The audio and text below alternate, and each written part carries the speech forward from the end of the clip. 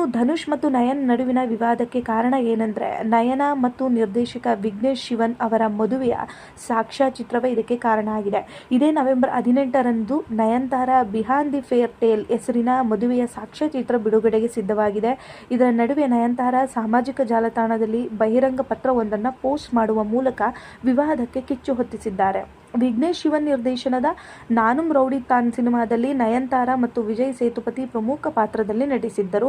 ನಟ ಧನುಷ್ ಅವರು ಈ ಚಿತ್ರವನ್ನ ನಿರ್ಮಿಸಿದರು. ಹೀಗಾಗಿ ಈ ಚಿತ್ರದ ಕೆಲವು ಭಾಗಗಳನ್ನ ಸಾಕ್ಷ್ಯಚಿತ್ರದಲ್ಲಿ ಸೇರಿಸಲು ಎನ್ಒಸಿ ಪಡೆಯಲು 2 ವರ್ಷ ಕಾದಿದೆ ಎಂದು ನಯನತಾರಾ ಟೀಕಿಸಿದ್ದಾರೆ.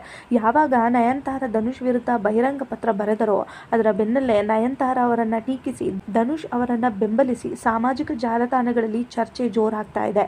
ಹ್ಯಾಶ್ಟ್ಯಾಗ್ಗಳ ಮೂಲಕ ನಯನತಾರಾರವರನ್ನ ಅಭಿಮಾನಿಗಳು ತರಾಟೆಗೆ ತೆಗೆದುಕೊಂಡಿದ್ದಾರೆ. ನಯನತಾರಾ ಪತ್ರದಲ್ಲಿ ಏನಿದೆ ಅಂತ ತಿಳ್ಕೊಳ್ಳೋದಾದ್ರೆ ತಪ್ಪುಗಳನ್ನ